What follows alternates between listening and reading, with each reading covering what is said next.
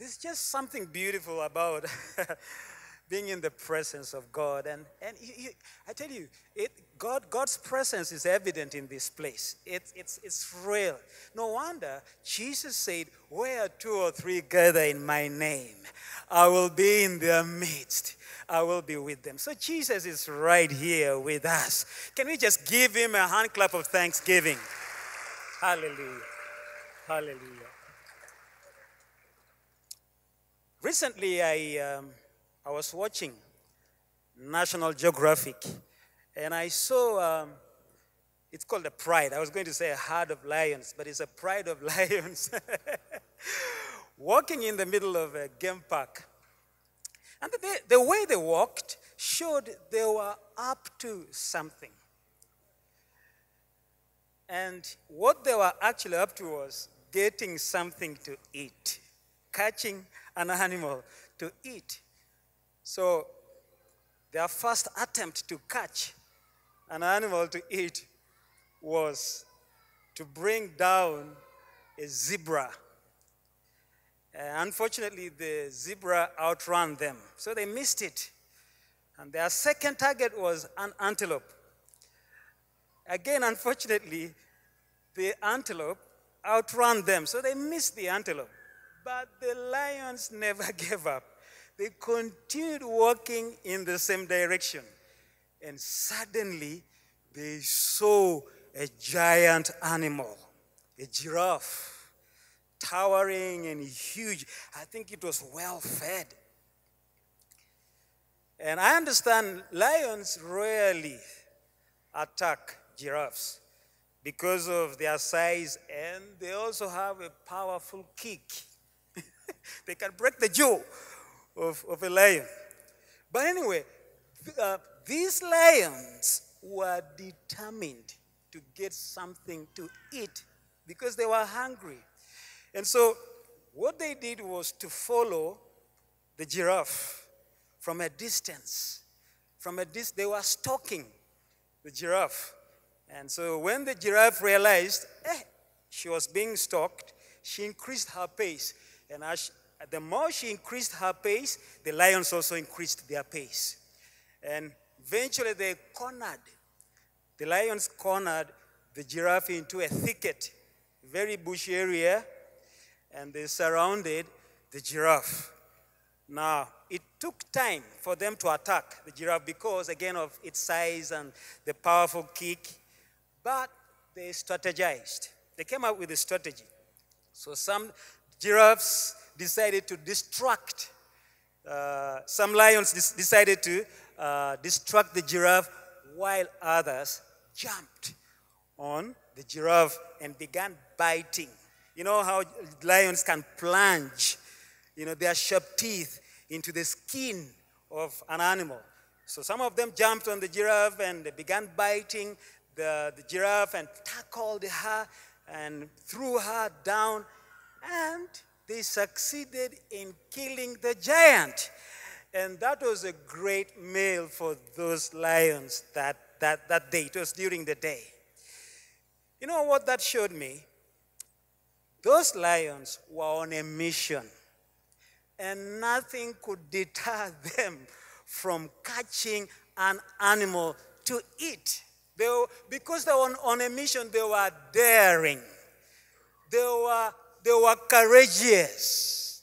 They meant business. And by the way, they were not walking aimlessly. They were not just taking a walk in the park. They had a sense of mission. About 2 weeks ago, we started a series on the keys to a blessed family. Why? God does not want any family to be a mediocre family. God does not want any of our families to be an average family. Hey, it is God's will. It is God's purpose for your family, for my family, to be a blessed family. Even if you never experienced a blessed family life while growing up, that is now the past. Hey, God is doing a new thing, and He wants you to have a blessed family. And so One of the keys that we looked at as we were starting that series is having covenant relationships. It's a key to having a blessed family. And today, I want us to talk about a family mission. Everybody say a family mission. Say it like you mean it, a family mission. Friends, our God is a God of mission. That's who God is. And God gives individuals missions. God also gives organizations missions. As we're Toto Church, our mission is to celebrate Christ and care for community. That's why we exist. But God also gives nations missions.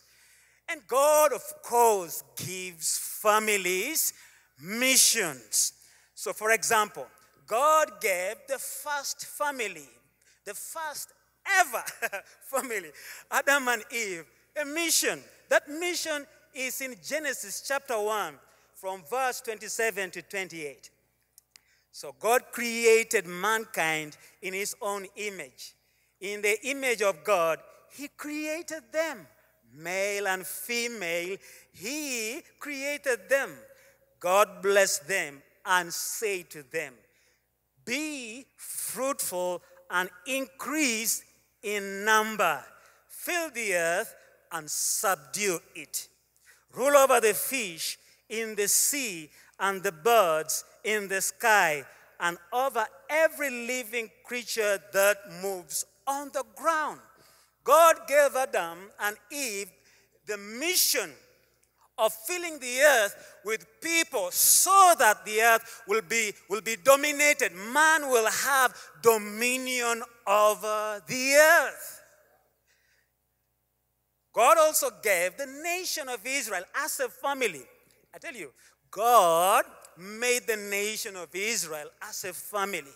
He gave them the mission of conquering Canaan and occupying it as their possession.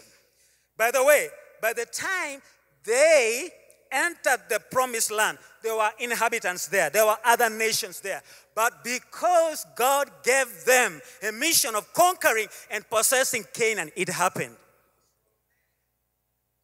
Another family that God gave a mission is the family of Abraham.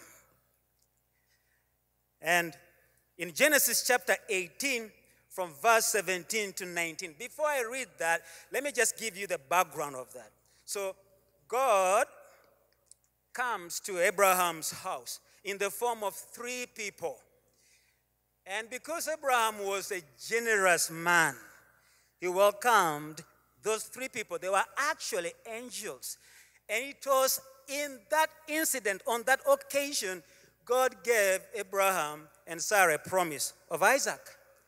I tell you what, ladies and gentlemen, be hospitable. You never know who you will host in your house.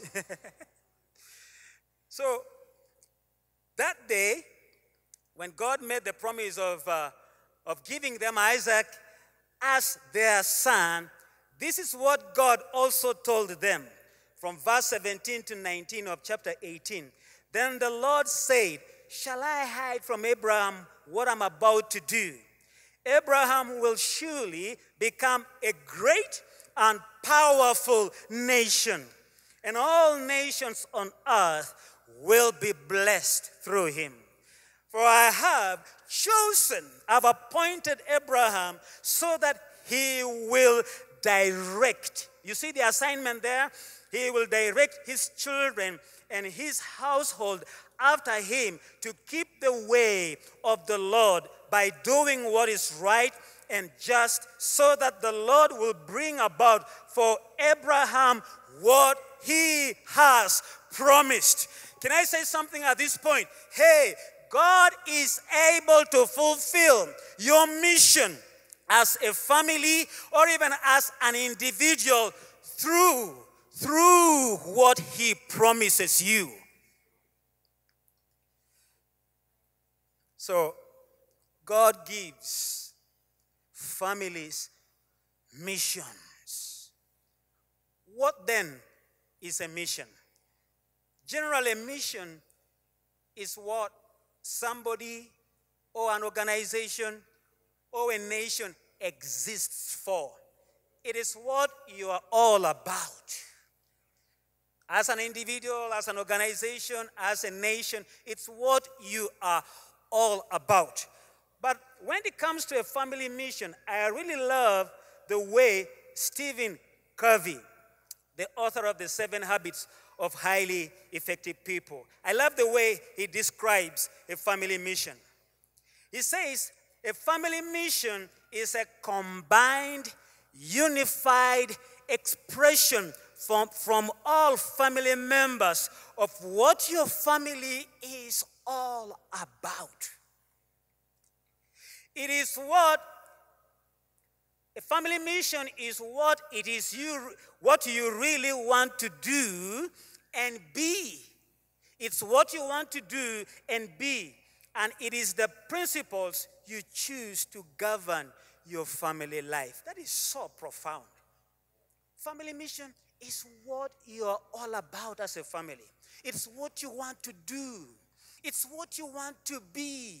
It is those principles that you choose as a family, as the Oule family, as the Rotlonyo family, as the Kakuru family, as the Musoke family, if there's a Musoke here. It's what you choose to govern your family life. And listen, friends, your mission as a family sets you apart from any other family. It makes you unique. Pastor Julius, as he was charging the young people here, said, hey, you are born an original. Can I also tell you something? God wants you as a family to be original, not a copycat of another family. And that's why he gives every mission, every family, a mission. Simply an assignment. Every family, God gives an assignment. I want to say what I said at the beginning. God does not want your family to be an average family. God does not want your family to experience mediocre family experience. Woo! God wants your family to blossom. God wants your family to thrive. God wants your family to be fruitful. God wants your family life, your marriage to be productive. That is God's purpose for your family. Don't listen to lies from the devil who says, you're finished. Look at where you have come from. You came from a dysfunctional family. You came from a family of violent people. You came from a family of quarreling people. You came from a family of drunkards. You came from a family. Let me tell you, this is a new day for you. It is a new day. You can have a blessed family. And one way to experience the blessings in your family is by having a family mission. So, why have a family mission? What is the importance of it? Why should we talk about it? Why is it necessary? What is the power of a family mission? Listen, number one, a family mission clarifies your family destiny. What's a destiny? It's a destination. It's where you want to go. That is your destiny, where you are going as a family. It's the direction that you are taking as a family. When you have a mission as a family, you know where you're going. You know what you are up to. You know why you exist as a family. You know why you do what you do for your family. That is the power of having a family mission. So friends, hey, some of you who are about to get married, you're in love with that girl, with that boy. Hey, when you think about him, goosebumps develop. Yeah, and you send him text, say, I can't sleep unless I have said hi to you. That's fine. But I tell you what, so when that day comes for you to get married, think about having a family mission. You don't get married just to have sex. Because anybody can have sex. Anybody, even animals, chicken, they do. They don't even think about it, just jump on. Yeah. Listen. And then there are people who are not married and they have sex all over the place. Marriage is not just about having sex. Now, sex ought to be enjoyed. Now, if you want to make sex your mission, what kind of sex? That should be the question. Marriage is not always just about producing children. Anybody can produce a child. Anybody can produce children. Now, if you want that to be part of your mission, the question you should ask is, what kind of children are we going to raise? Now, marriage is not also just about building a mansion in Muenga, so everybody sees, wow, look at the Rotloños house. Those guys are loaded. No. Now, if that is part of your mission, you need to ask yourselves as a family, why are we intending to build a mansion in Muenga? It takes the purpose for building a mansion to a higher level. Hey, couples, married people who are here, you need a mission because it clarifies where you're going as a couple. It clarifies where you're going as a family. It is so, so important. It gives every family direction. So you don't just come together, get married, and all you think about is drinking and eating because tomorrow death will separate you. No. Mission is so important. Have you met people who are on a mission? I mean, there's something that is different about them. That's why, sometimes we refer to those people as purpose-driven people. Can I say something? You can be a purpose-driven family. You can be. I'm speaking to my brothers and sisters in the balcony. You can be a purpose-driven family. A family on a mission. But I wish I'd been taught these things when I was younger. You all know, as you're growing up, nobody talked to you about a family mission. Nobody. You just, first of all, you're born because God created you and you were born into that family. But nobody talked about a family mission. Nobody. I remember growing up, the first time I heard about, in fact, the word mission, when youth with a mission came to our school, the band. It was called, I've forgotten the name of the band, very popular then.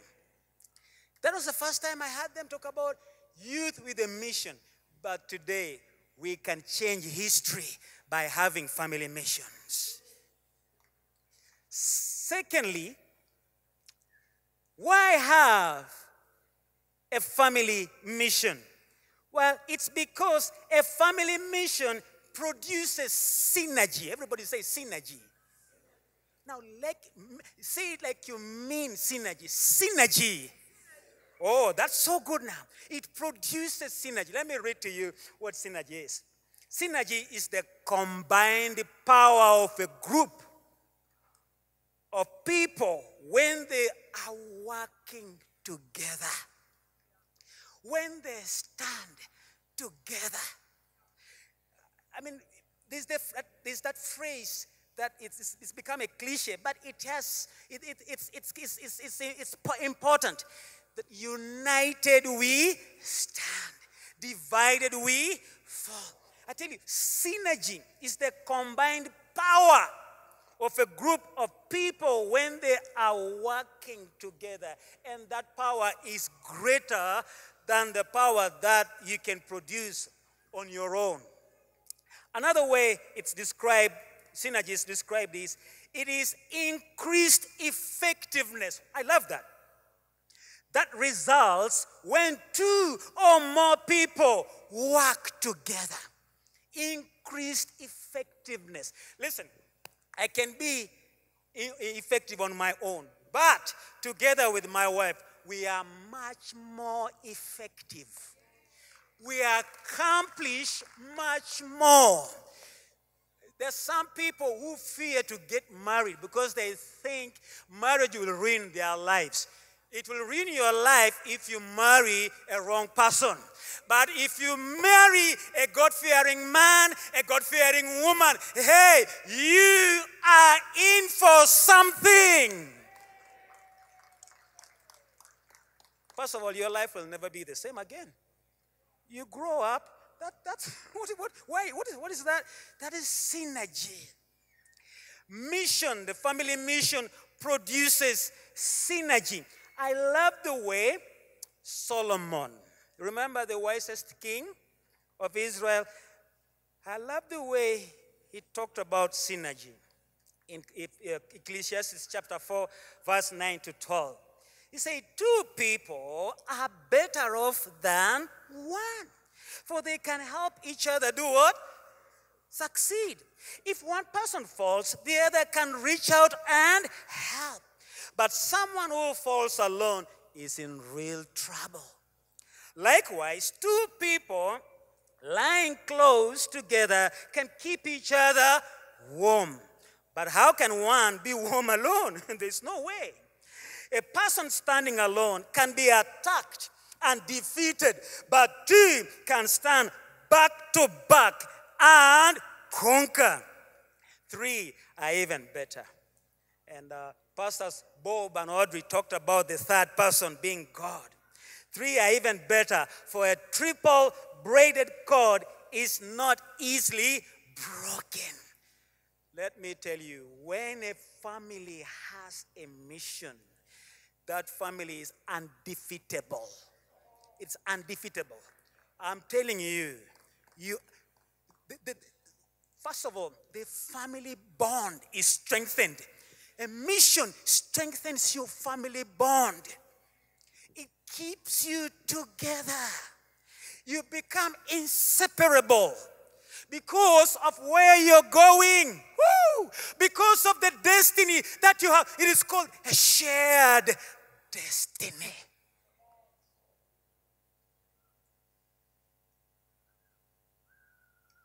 Hey, you need a mission as a family because it produces synergy. Synergy. And you know what will happen? Everybody, every family member will contribute to the fulfillment of that mission. Everybody will bring in their talent. Some family members are good at organizing. Other family members are good at dreaming. Some family members are good at praying.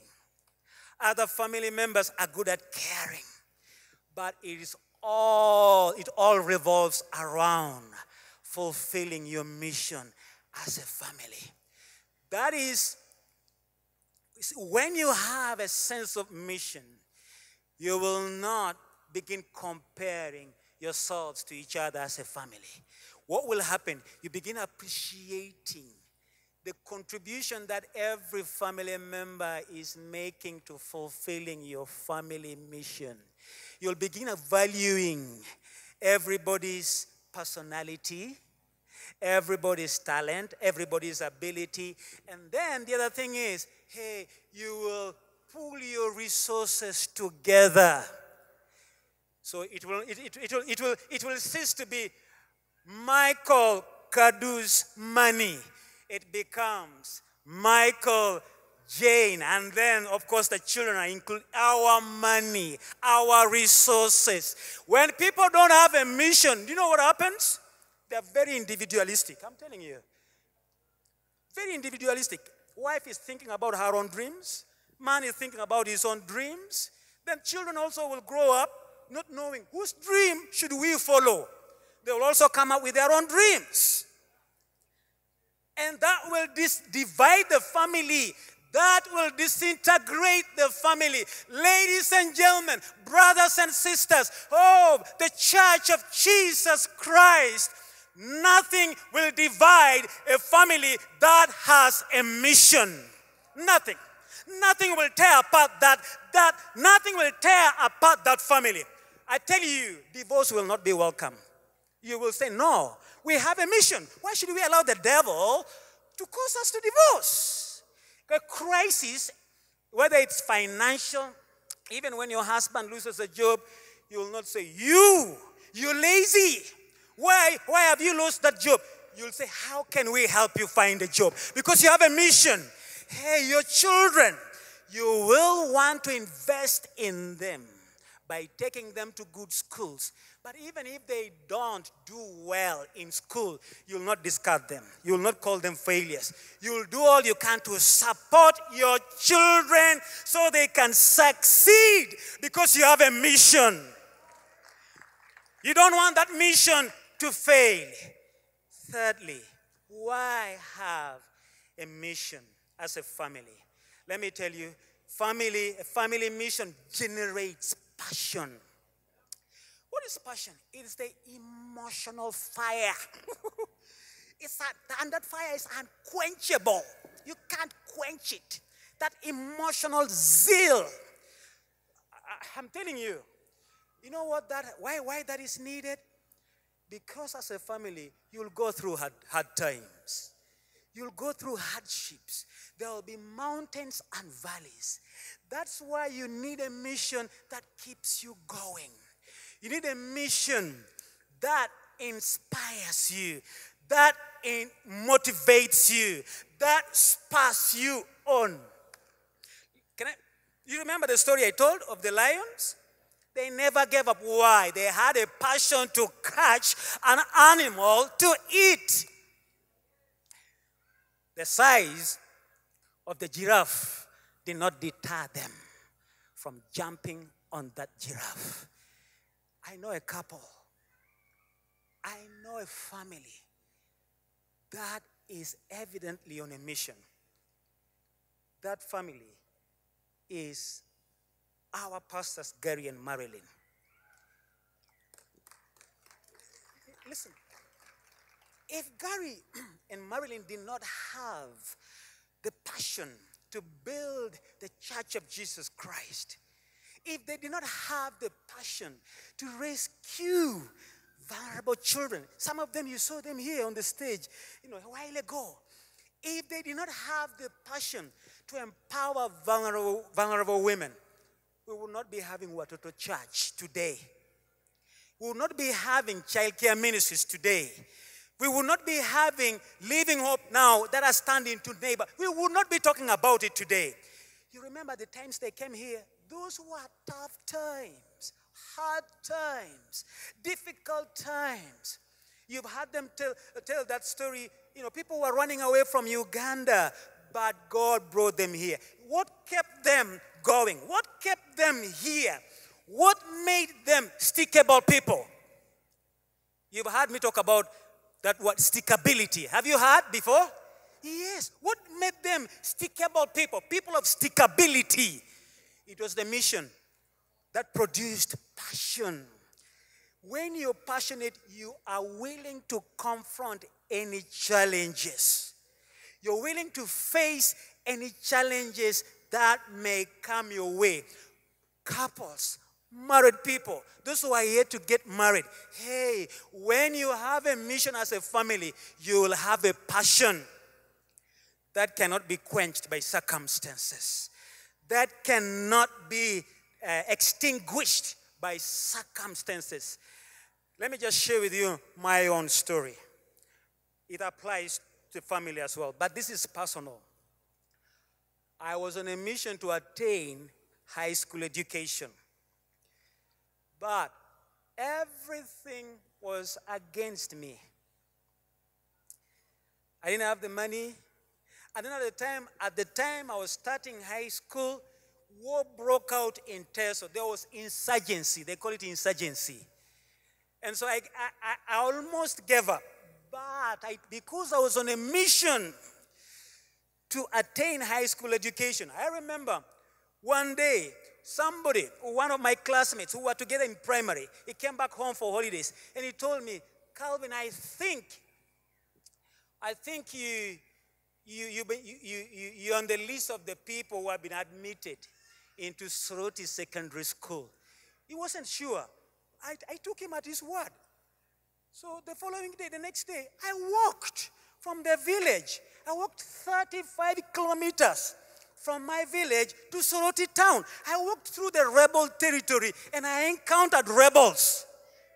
The man handled me, ransacked me, say, you have a pistol. In fact, even in other parts of my body, they did, thinking I was hiding, a handgun there. So I go to that school, and the management tells me, you forfeited. That's the word they use. You lost your place to someone else because I was late by a term. So they kept tossing me up and down. I never gave up. I went from office to office, office to office, office to office, until, so the deputy headmaster said, we don't know you. But I told him, okay, you check in your file.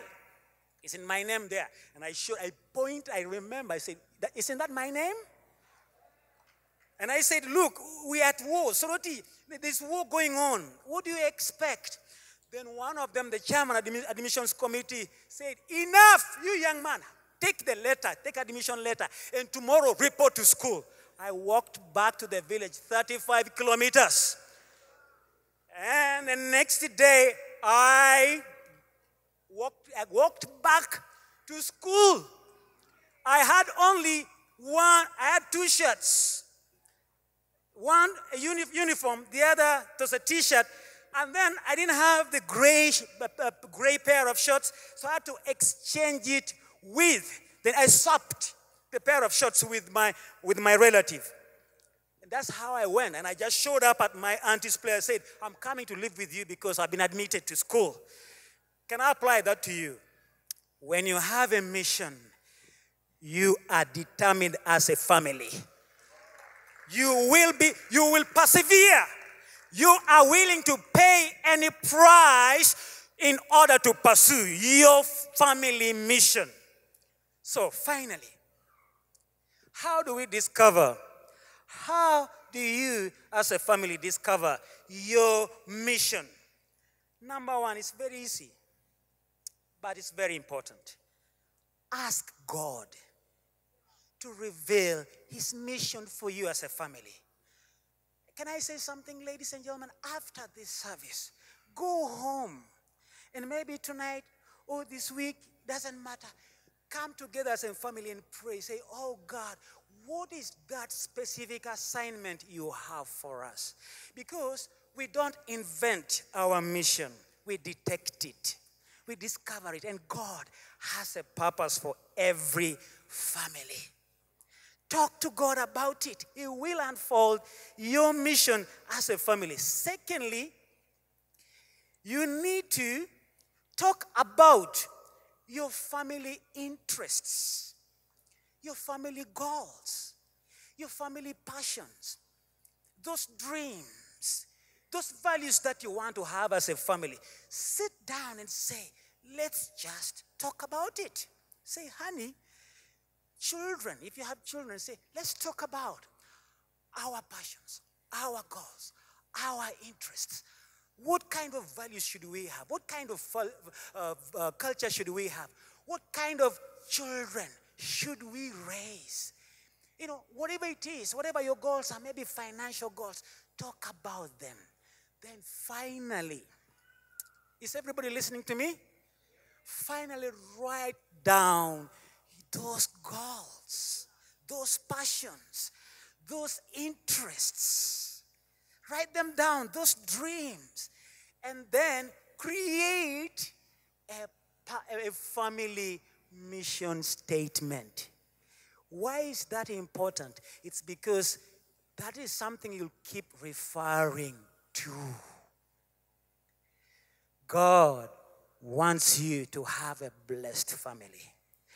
God wants you to be a thriving, flourishing family. And one of the keys to having a blessed, thriving, flourishing family is by having a family mission.